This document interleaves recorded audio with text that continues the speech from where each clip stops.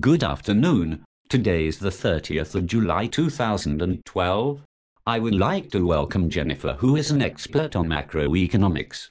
I have invited her specially to give a presentation following a speech by Mario Draghi, who is the European Central Bank President. Before I give my presentation, I would like you to watch the following clip.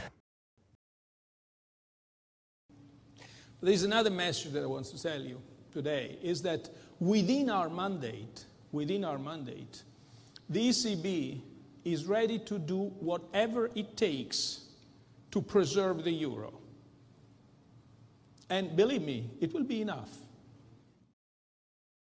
That's good news. So, Tony and George, it seems that your doom and gloom predictions were unfounded. The markets have reacted positively to the news, and today the FTSE stands at 5,651 and the Dow at 13,075. Over the last couple of days, the markets have risen sharply.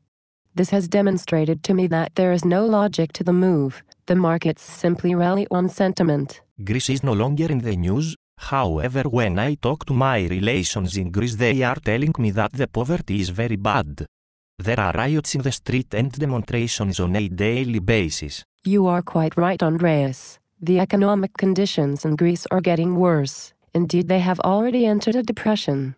The problem is, when the focus has been taken away, people assume matters are fine. Whilst the general public in the UK continue with their relative comfortable lifestyle and watch the so-called reality programs such as Big Brother, there will not be any understanding of the grave economic problems ahead. George, you are quite right.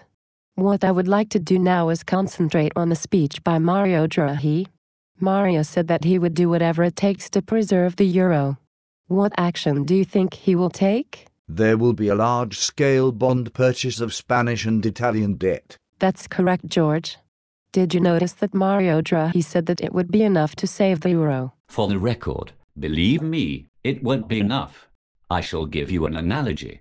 Let's say Steve wishes to continue with his lifestyle of living beyond his means, but has got to a situation where he has maxed out on his credit card. He then applies to increase his credit limit, only to be told that he must cut back on his expenses as a condition for a higher credit limit. Let's say he cuts down on his expenditure, however it is not enough to prevent the debt increasing as he is still spending more than he earns. The extra debt will become crippling as interest will also have to be applied.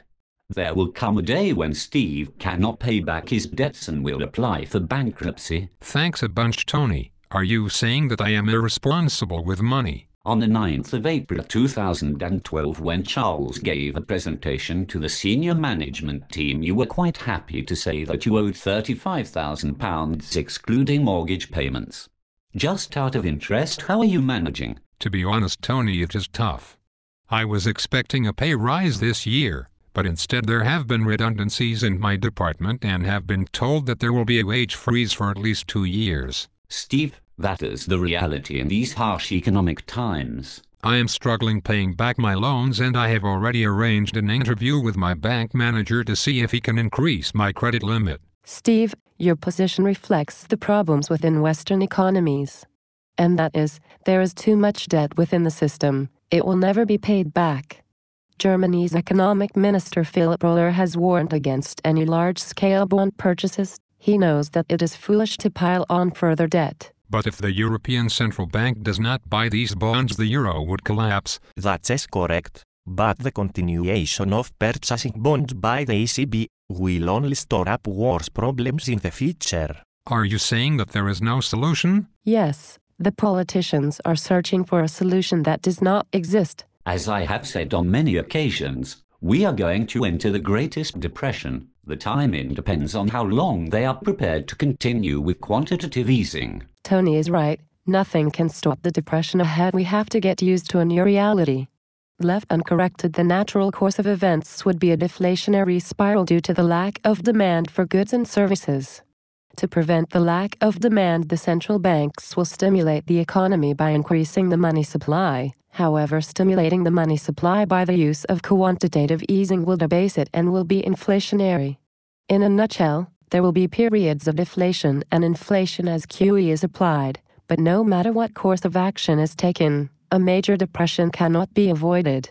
It can be delayed, but delaying it will make it worse. Thank you, Jennifer, for a most informative presentation.